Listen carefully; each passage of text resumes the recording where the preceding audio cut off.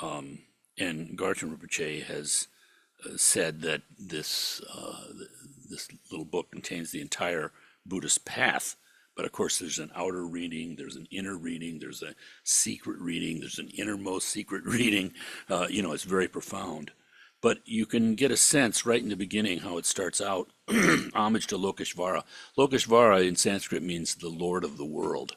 And who is the Lord of the world? Well, it's none other than next sentence there. I pay constant homage through my three doors, that's body, speech, and mind, to my supreme teacher and protector, Chenrezig. Chenrezig is the Tibetan name of the Bodhisattva or even Buddha of compassion, Avalokiteshvara in Sanskrit. He who hears the cries of the world. Kanon in Japan, Kuan Yin in China. Buddhas have the power by their sort of the radiance of their wisdom to create a pure land around them. A pure land is a space where everything is conducive to the elimination of suffering and the accomplishment of realization of the true nature of our mind. So bodhisattvas, great bodhisattvas, Buddhas have the power to create this just natural radiance. This is why you see often in pictures of the Buddha kind of like an aura or a halo. The Christians actually, it's believed, got the halo in Christian art from the Buddhists way back when. So it shows that realization is not something that is just some sort of possession of our own and I'm okay and get off of my cloud kind of thing. But rather there's just a natural, non-conceptual benefit, radiance of it. And Chenrezig then is this bodhisattva compassion. So the Lord of the world is compassion. Now the Buddhist understanding of compassion is profound. It includes in all of our worldly understandings of it. I mean, for instance, it's kind of like when, you're driving down the freeway and there's a bad accident. All the rubbernecking, everyone slows down to look to see. There's this two qualities in our mind. One, there's a kind of natural pity. There's kind of like a fearfulness of ourselves because we, there but for the grace of God could be me. But there's also a strange kind of, it's like a curiosity or something, or even a strange kind of perverted delight, Schadenfreude, It's just kind of weird how we are. But that's how we are. We're in this dualistic state and we're relating everything. Everything is filtered through this unexamined assumption of who and what we are. Buddhism is the practice of looking into who and what we truly are. And lo and behold, there are discoveries to be made. And also there are benefits that come not from someone trying even to discover anything. It's just our natural radiance. So I pay constant homage through my three doors to my supreme teacher and protector Chenrezig, who, while seeing all phenomena lack coming and going, makes single-minded effort for the good of living beings. In a sense, all of Buddhism is in this little verse. All phenomena lack coming and going. In other words, it's about realization. How can you say phenomena lack coming and going? I stubbed my toe. That doesn't seem like coming and going. It seems like totally real.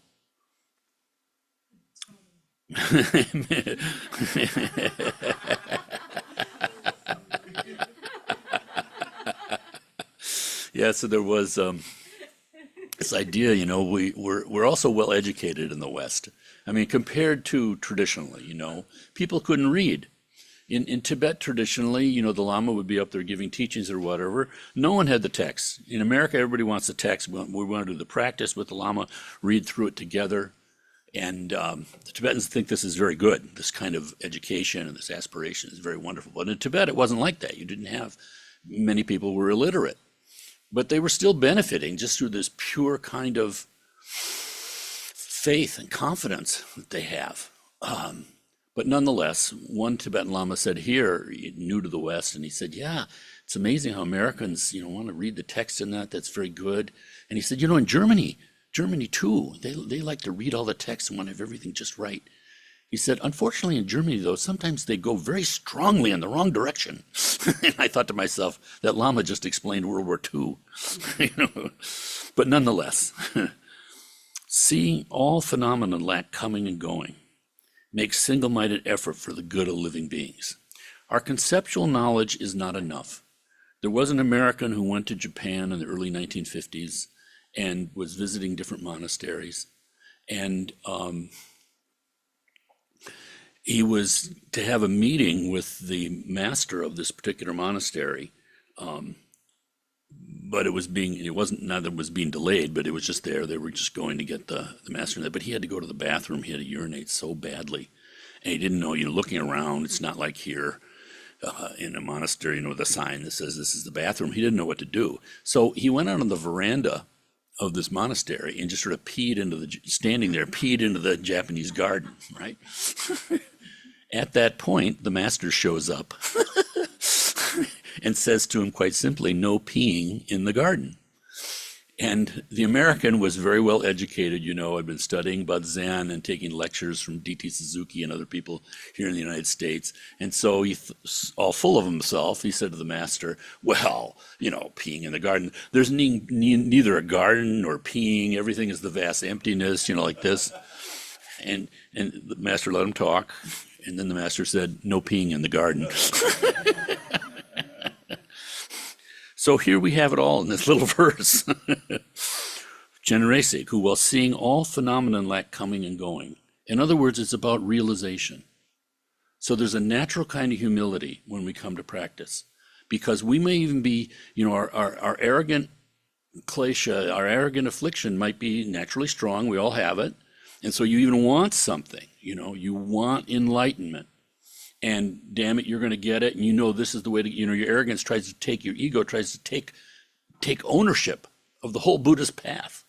But the greatness of this is that it erodes all of that stuff. You don't have to get rid of all your stuff in order to get there.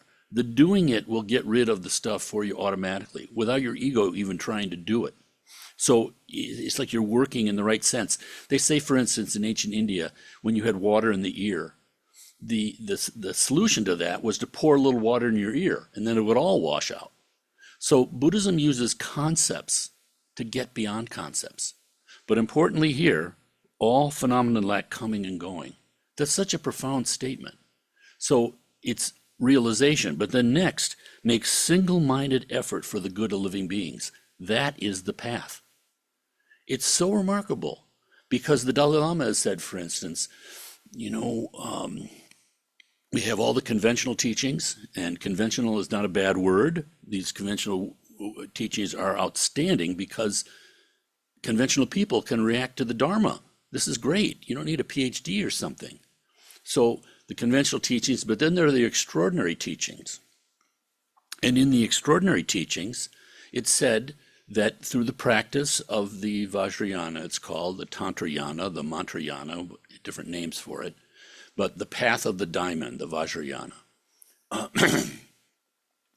Through that practice, it's believed you can come to Buddhahood in one lifetime.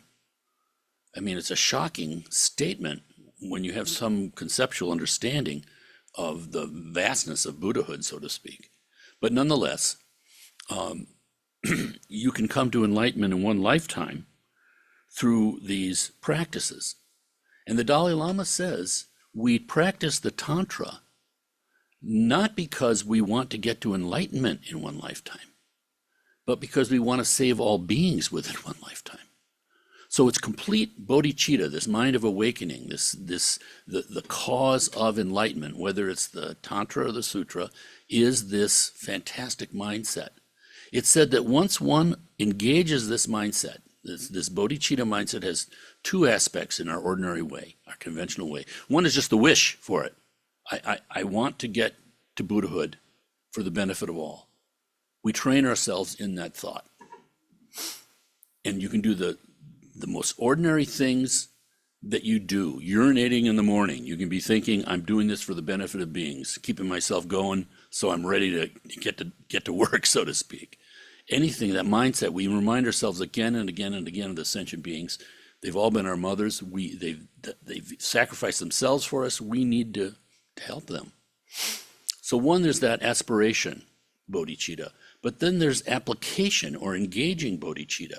This is where you actually, aspiration is I want to go to Washington, D.C., but application is you take one step in that direction. You're actually doing something. Now, what the Dalai Lama teaches is called the six perfections. That's the path of the engaging bodhicitta. Those bowls that we fill with the symbolic offerings of water, that is doing that. Each one of those is application bodhicitta. But Shantideva said that once one engages in application bodhicitta, you instantly become a son or daughter of the Buddhas. And it works that when you are training yourself in this way, blessings flow like tremendous, even when one is asleep. So the benefit of this is so mind-bogglingly and sort of beyond science. I mean, in a way, it's all science because it's cause and effect. But at the same time, it's a vaster kind of view. It's a vaster kind of universe than what we see with our machines and our eyes and thinking mind. So make single-minded effort for the good of living beings. The whole thing's in this little verse. And then it's all just expanded again and again and again and articulated. Why? Because we need this. We need this constant reminding. You can see in your own practice, it's just amazing how out of control our minds are. The power of distraction. Buddhism uses even distraction to get beyond distraction. And so suddenly there's a path, there's some sort of purpose. Instead of just going around and around and around in circles. Sometimes we're up, sometimes we're down. This is the state of the entire world. And it's our state too. But with the aspiration and then the application, we suddenly have direction. It's a path.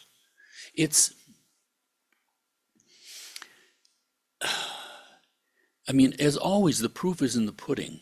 But we have 2,600 years that we can experience that allows us to have a little bit of confidence in this. And faith is nothing more than confidence. But faith in what? The object that we have faith in makes a difference. People have faith in their car. Well, they're going to be disappointed because that car is impermanent. It's not going to last. You get your new car. So Gretchen and I have a new car, right? And so today I was putting something in the back seat of the car. And what did I notice? We just had one of our granddaughters here and had a little booster seat that you sit in the back. And she put her muddy feet on the on the back seat, And so here I am, with a perfectly pristine car. And there's that spot of mud on the seat. This is samsara. This is how it goes. So if your object of devotion is a car, you're really going to be disappointed fast. It just takes one granddaughter to do it. But if you have faith in your true nature, the Dharma will never let you down. And when you start having that kind of confidence, the world starts becoming a pure land where everything is conducive to our practice. So take one of these little books if you don't have it and use it. You can read through it once a day. You can take one verse and study it. But it's quite remarkable. I feel silly even saying that. The first 21 verses are self-liberation path, but even those can be practiced with this mind of great awakening. And the last 21 verses are the absolute teachings. The first 21 verses are the relative teachings, and the last 22 thereon are the absolute teachings. So for instance, even just verse 35, habitual disturbing emotions are hard to stop through counteractions. But armed with antidotes, the guards of mindfulness and mental alertness destroy disturbing emotions like attachment at once, as soon as they arise. This is the whole practice. We learn, what are the obstacles? What are the clouds by which, which block our vision, our experience of our own true nature. And there they are, the kleshas. All our karma has been created by our afflictive motions called the kleshas. But with mindfulness and mental alertness, mindfulness is staying on the object of meditation. It's calming. And what happens? There's going to be a distraction. This is our samsaric state. There's going to be a distraction. It's either going to be agitation, we're just onto some other thought, something else that's grabbing our attention, or it's going to be depression. This is not the therapeutic depression, but just a dullness. We're just not, we lose the object of meditation because we're just sort of spacing out. But again, we catch ourselves. That's the alert mind. This is excellent. That is the practice, catching yourself. There's no need to judge yourself. Oh, I failed again. It's not like that. It's just this objective practice of just catching yourself and back to the object of meditation.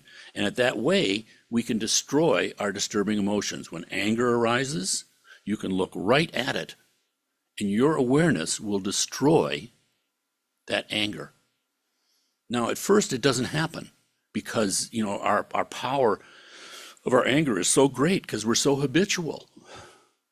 But with confidence, with faith that this isn't mistaken, what this monk has written, and we have the advantage of having Garuche endorsing it, the Dalai Lama endorsing it, 1,000 years of this, it's been pretty well tested, allows you to take the step of saying, okay, I'm going to do that. When anger comes up, when jealousy comes up, when arrogance comes up. Of course, most of the time we don't even recognize these states. They take us over completely. They colonize our mind. But we learn to recognize these negative states. And so when they come up, we are aware of it, and then you can just, the bare awareness. What a miracle. You don't need some special mantra. You don't need, all these things work, but you don't need some special teaching. Just your bare awareness. And you are the one that has that bare awareness, so to speak. What a freeing kind of thing. And yet it seems like you're attacking some sort of castle of anger, 10,000 times. But the 10,000th and 1st time, it will dissolve. And you will be stunned that it just isn't this hard, powerful thing that we generally assume it is. We let it take us over because it's more powerful than us. We don't even see it, it's so powerful. So these are the results of the practices. So what do we do? Well, there was a Chinese master named Shantao who had a dream, and this is like in the 500s, I think. And in the dream, he was running through a forest, and the forest was, dark and very scary place, all sorts of obstacles there, bandits and wild animals inhabiting the forest. Then he came to a river, and the river was big, like the Mississippi or something, very broad. And it had this tiny, tiny little ribbon of light going from him, crossing the river to the other side of the river. So there was a way of crossing the river. The river itself, to one side of the bridge of light, was on flames. It was like boiling lava. And on the other side was just like churning water, like tsunami kind of stuff. So it's a very scary place. Buddha Shakyamuni was behind him, the historical Buddha, and saying, go forward, go forward, go forward. But he was scared. And then on the other side, he could see the other shore, and there was Buddha Amitabha, the Buddha of limitless light. And Amitabha was saying, just come, no problem.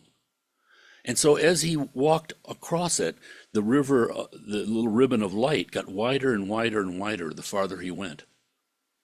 And he realized that this was his actual situation, that through that forest, that dark forest we're in, that is our worldly existence, samsara, the scientific world, you might say, without understanding of the nature of it. And the animals, the scary, fierce animals, were our afflictive emotions, the kleshas. The bandits were like false views that seem good philosophically, whatever, but they're just a little bit off, or sometimes they're way off. But nonetheless, they're assaulting us, not letting us get to the edge of the river, the bank. And Buddha Shakyamuni, the historical person who was there, go forward, all the practices of the Dharma. But magically, on the other side, there was the Pure Land. There was Buddha Amitabha. And so by simple faith, you could just go, and all the problems are manageable as you go, even though they seem very, very scary. The flames on one side, of course, is our anger, and the boiling water on the other side is all our attachments and greeds. This is the description of the conventional Buddha's path, the Mahayana. The exceptional Mahayana, what we call the Vajrayana, takes it a step more, where since we do have that kind of faith that Amitabha is there, that there is a Pure Land, that it is possible a place without this kind of suffering and delusions, and that we can get there somehow through our confidence in it, that will be guided by Amitabha all the way. Because we can believe that, we can also put ourselves in that Pure Land right now. And there we are practicing with pure vision. So this is the practice of the Tantra. This is symbolized in when we take refuge like we did this morning. People can do a visualization of there's a horizontal axis of Buddha, Dharma, all the teachings, all the texts, everything, and Sangha, all the enlightened beings, the bodhisattvas, the ordained people, the lay people and lay women, lay men and lay women, all the Buddhist practitioners. And of course, it can be even go into vaster in that you're taking refuge through compassion through all the sentient beings, including the earthworms. So that's the horizontal axis that the whole Buddhist world holds up and seeks refuge in. Refuge is seeking protection from suffering in what? Buddha, Dharma, Sangha. Again, outer meanings, innermost meanings. Nonetheless, this horizontal axis. But in the Tantra, there's also a vertical axis, which is the Lama, the Yidams, which are the sources of cities, sources of power, and then the Dakinis and the Dharma protectors, which are the enlightened activity. So through this practice of pure vision, we can see the teacher, as someone like Garinpoche, for instance, as being actually a Buddha. Because the teaching is that, in India they said, if you go to the ocean and there's all this water, infinite amount of water, like our nature, if you have a thimble, you'll get a thimble full of water. If you have a cup, you get a cup full of water. If you come in with a tanker, you'll get a tanker full of water. It's as much water as you want, but it's up to you. So when we regard a teacher as someone who's, knowledgeable, a little bit further down the path, if we see that, we become someone a little bit further down the path, a knowledgeable person.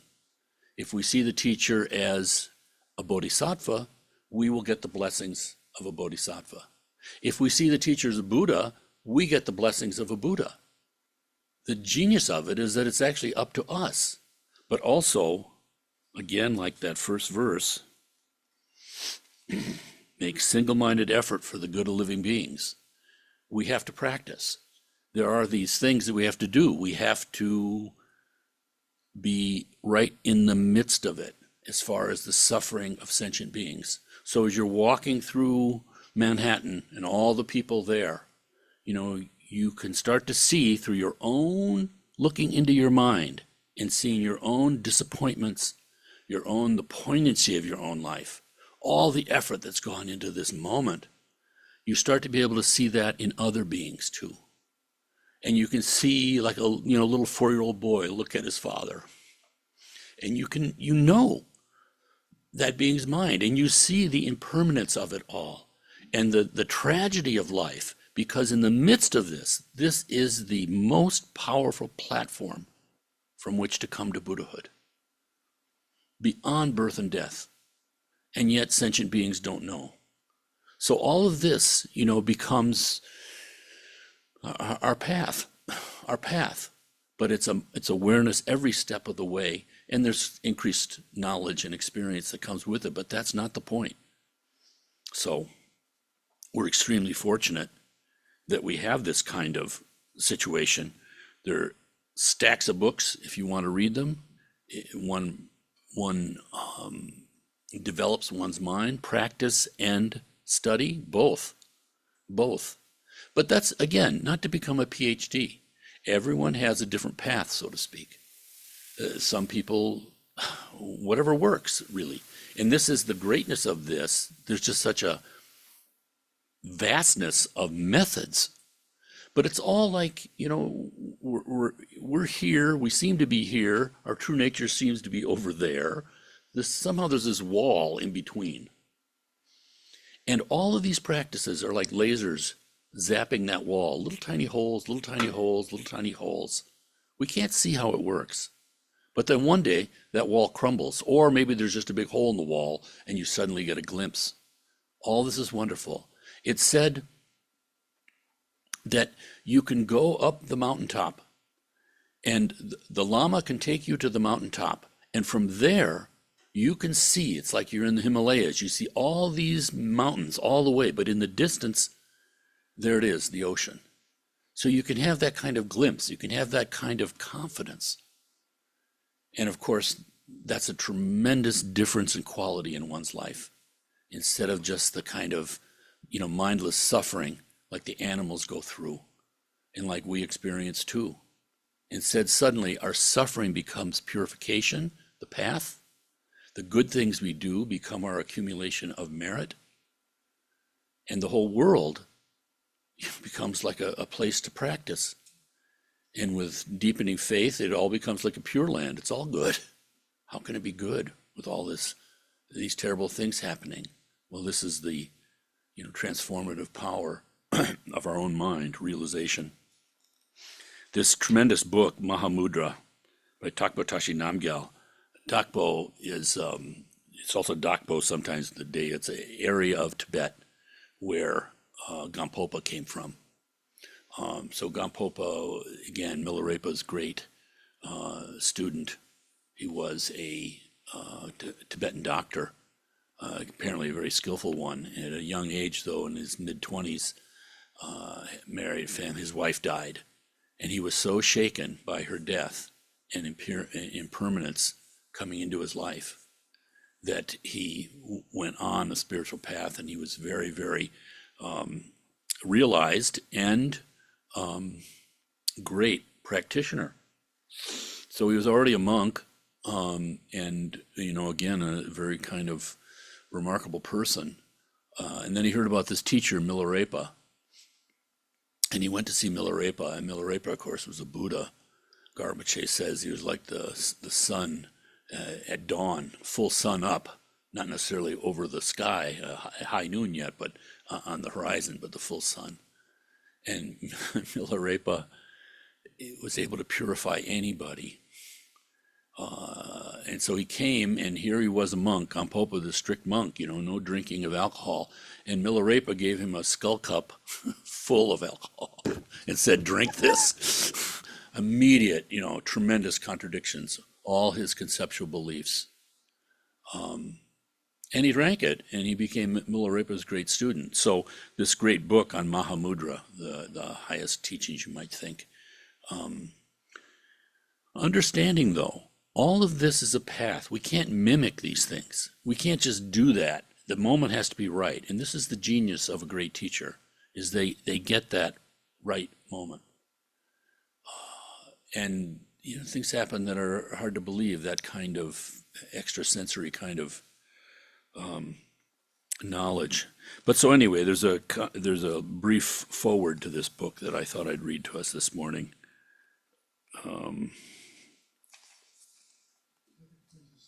Yes, yeah. And here's the situation. This is from Shantideva. The ultimate reality is beyond intellectual investigation.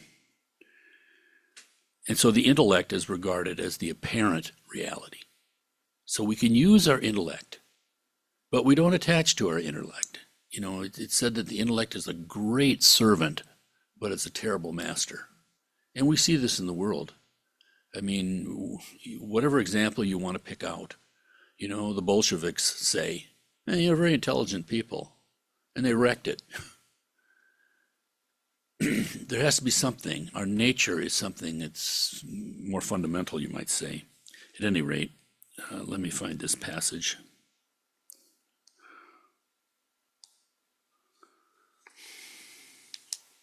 Yeah. The term Mahamudra in Sanskrit or in Tibetan literally means the great symbol. Mahamudra refers to an actual experience of realization that we ourselves might have. As this text makes very clear, the ground of Mahamudra is experienced in the sitting practice of meditation. So although Mahamudra is very deep and profound, it can only be realized through the direct and simple practice of shamatha and vipassana meditation. The shamatha is calming the mind meditation, concentration, and vipassana is insight meditation. The precision and accuracy of meditation allow us to rest in our natural state of being, and out of that, we are able to realize that hopes and fears and emotions of all kinds no longer need be regarded as obstacles or highlights. In meditation practice, there is always some sense of going and not going, some process of thinking and not thinking taking place. Nevertheless, beyond that process of thinking and not thinking, there is some basis of non-thought, non-conceptualization. No matter how confused we might be, there is a dancing ground of experience that is common to everyone.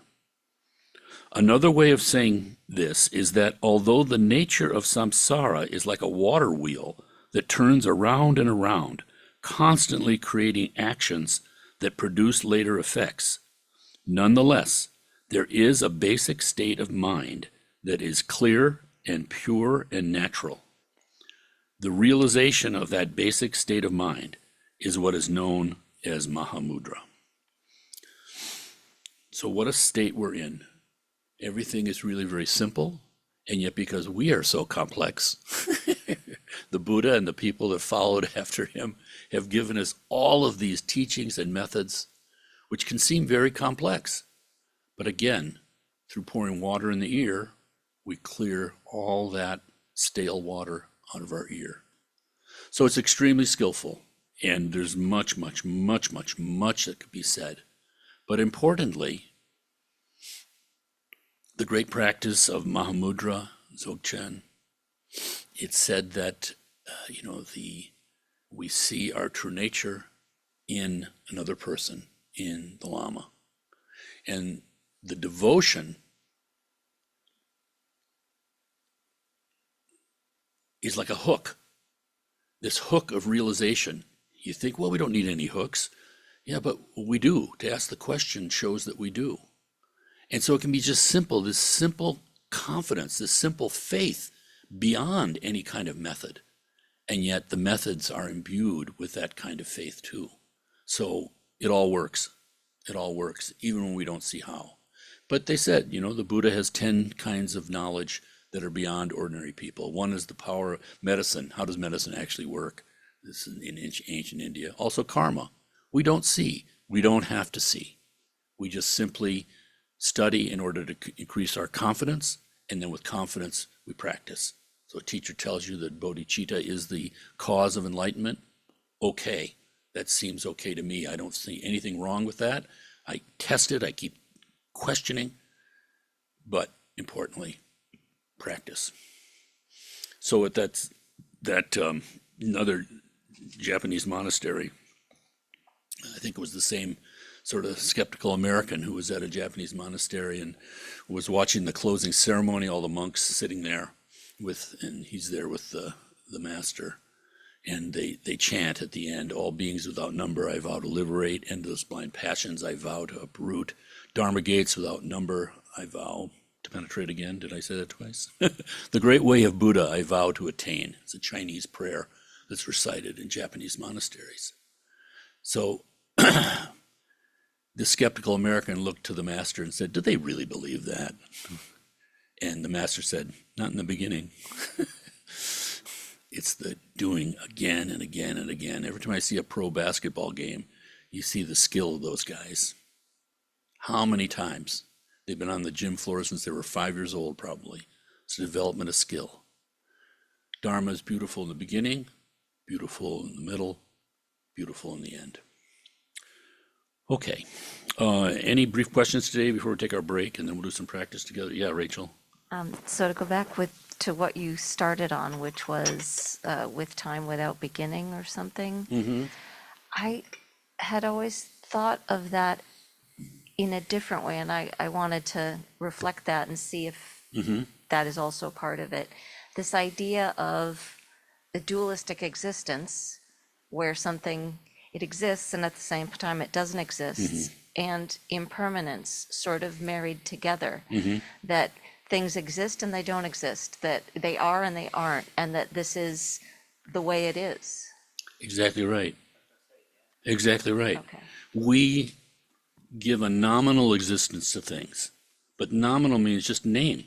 We just put a name on it. That's the sole reality that it has. I mean, it has a vaster reality that we don't see. So, and that's fine. There are actually biological reasons for this. You know, there are even scientists now that are coming to see that the purpose of evolution is just survival. So it's a limited thing. You only see what you need, what helped you pass on your genes, basically. So it's limited understanding. That's fine. But our limited understanding is not the whole deal. That's the thing. Our modern delusion, basically, not modern, goes back to India too, but we think that how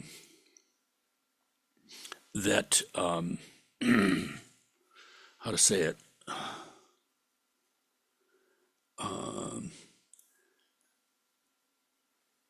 that mind is a product of material. So all the atoms and everything out there, the whole universe has produced this mind. But actually, mind has produced the universe. We're completely upside down. And this is why, yeah, I want my own enlightenment. What does that mean? End of suffering. That's fine, but you don't stop there. Eventually, it becomes, I want to liberate all beings. And in that forgetting of yourself, that is realization too. But it's not just an ascetic giving up. The Buddha showed that kind of just, I think there's something in there, this ego, I'm going to try to kill it. That's a mistake. We don't feed the ego. We don't try to kill it. Ultimately, the ego doesn't exist. So we're battling with demons, with ghosts all the time. So the Buddha took the middle way. Not harming yourself, but not thinking if I can only get richer than Bill Gates, I'll be happy. Go ahead. Is that the unfabricated extremes, that the mind was born without unfabricated extremes, that all those things we create, they are our creation. They aren't there, but we suffer from them because we don't recognize that we're creating them. Exactly right. We give them our own power.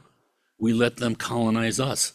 Whereas with realization or even just understanding, suddenly, we're free. You're free to be yourself. You know, you see shortcomings. It's no longer like beating yourself up, or it's the blindness that does the problem. Yeah, that's where the problem comes in. We hate other people. It's actually things that we see that we don't see in ourselves. We project all of that onto other people. They are just terrible. If they were gone, the world would be happy. We do that all the time. Demonization, scapegoating. I mean, this has all been studied very well in the West. But what's important is that the Buddha found the way to experience that yourself. So it's not just an idea, but it's your actual lived experience. Except even there, it's said the Bodhisattva, for instance, trains himself in this, him or her in this idea, but at the same time, you're doing without that conceptual thought. And so what I mean is, there's a Chinese poem, for instance, that the Bodhisattva, it's like at night, your head slips off the pillow. You reach for the pillow. You don't have an idea that I'm reaching for my pillow. You're just doing it. And you don't have the idea how wonderful I am that I know that there's a pillow there. How wonderful that I can help myself with a pillow. I'm helping other people by helping my pillow. There's none of that. It's just reaching for the pillow. In our nature, we're pure. We don't have all that accretions going on. So in the simplicity of it, that's what's so strange about it. We are Buddhas right now. Kala Chakra Tantra says all beings are Buddhas. Apart from that, there are no other Buddhas. We can't accept it though. We can't accept it. And that's where faith comes in and why faith is necessary. Because without some confidence, we don't do anything. Yeah. Is this like Schrodinger's cat theory where it's like alive and dead at the same time? Yeah. There are all sorts of things. Excellent. There are all sorts of things in the West of fingers pointing at it like that. At the same time, there's an experiential side. For instance, let's say for the Christians, with the great poem that Dante did, and that was just the exposition of Thomas Aquinas's theology. But Aquinas himself, what happened? He was like, I think he died when he was in his 40s. He was working on his greatest work, which is not complete. He was at some sort of a conference, some sort of scholarly monk conference kind of thing, and he was kind of lost in his own thought. And in this big dinner that they were having, suddenly he shocked everyone by just pounding the table. And it was like, 100 people like, what is that looking? And he said, that answers the question of the Manichaeans or something, as he was wrestling with something. But after that, he stopped working on the work that he's most known for, the Summa Theologica, I think it's called, the Summary of Theology. He stopped working on it, and his attendants were saying, you got to get to work on this. He said, no, because I've had an experience. All of my knowledge is like throwing straw into a fire. So it's about experience, but at the same time, it's not experience that you can cling to. So we're free right now, but we don't know it. And at least with the Dharma, we start having confidence in practicing, and one will have insights in ways that you don't expect. That's all, in things that don't expect. Okay. Yeah, Keen.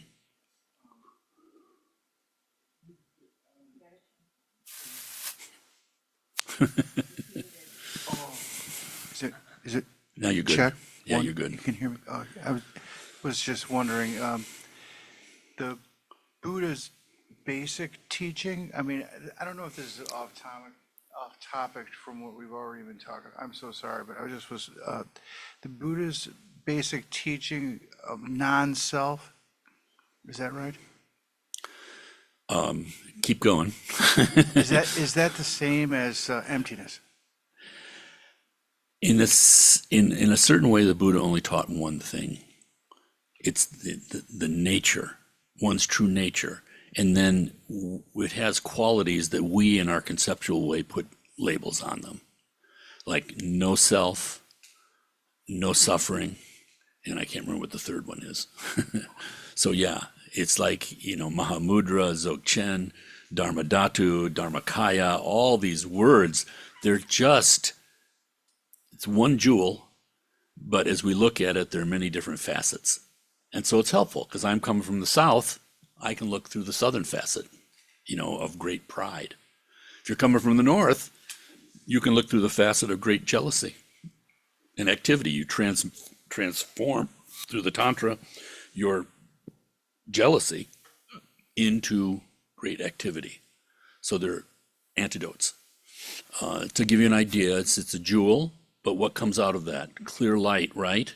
But we experience it as rainbow light, all these different colors. We're distinguishing, so there's discrimination, seems like, but they're all pure. Those discriminations then become these various Buddhas of the different colors and the different emotions and everything, but in a pure way. And then we don't see that, so we experience Buddha Amitabha's discriminating wisdom, discriminating transcendent wisdom. We experience that as attachment. So, but you can use your own attachment like reverse engineering to go back in the right direction. So that's what the practices do. Okay, let's take our break and we'll do some practice together. Tea break.